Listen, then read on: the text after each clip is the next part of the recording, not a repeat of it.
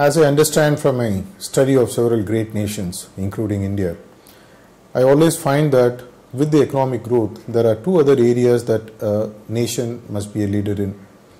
One I called as the peace. The second is its defensive capabilities, not the offensive capabilities, its ability to defend itself against any attack.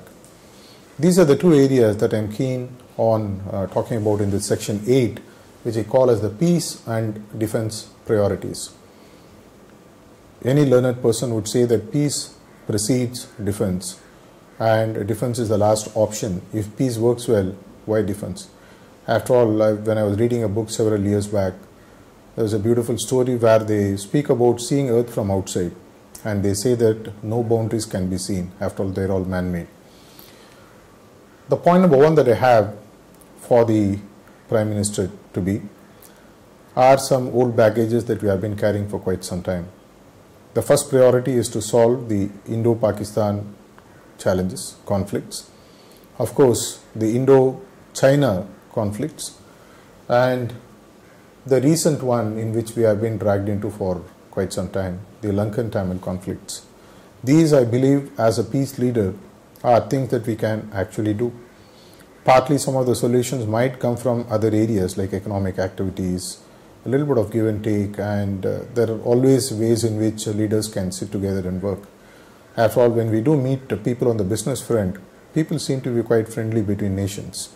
There somewhere is a chemistry which already exists. If leaders are quite shrewd and smart, which they are, I'm very sure they'll find a way of taking this chemistry to a higher level where they're able to resolve these two at their level. The second, which has been plaguing India as a challenge, has been one of the biggest internal conflict that we have with the state of Jammu and Kashmir. This, I'm very sure, would be on top priority of the Indian Prime Minister.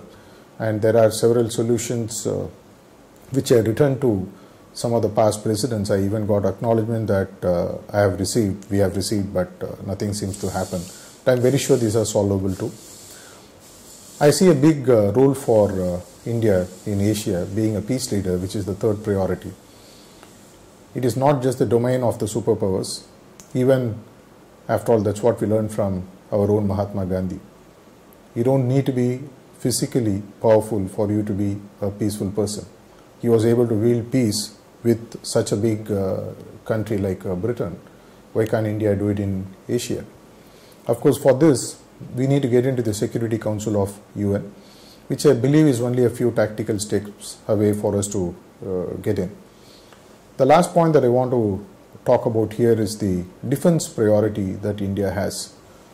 Though there are no fixed rules and norms, it is said that India spends about 2.6% of the world's share of defense budgets on its defense capabilities.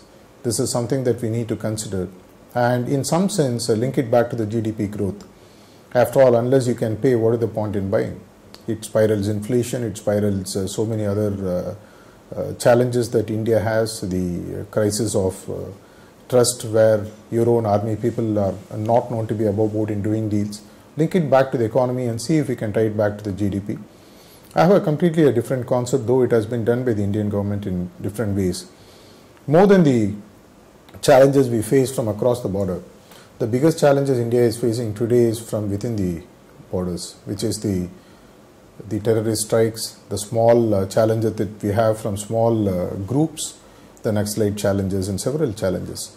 In my opinion, India must build an alternate army, which I would call it as an inland army, which has all the deployment capabilities of an external army, which today you don't have a concept of an external army, it's an army.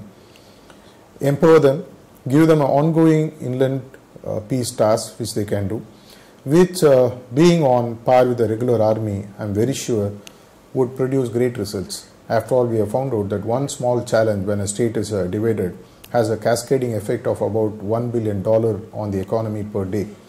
These are things which I'm very certain are manageable. It's a very simple economic decision to make. The investment that we make on such an inland army would pay for itself by giving the peace and ensuring that business and India can keep growing, and someday we would be there where we can really say that we are a glorious India.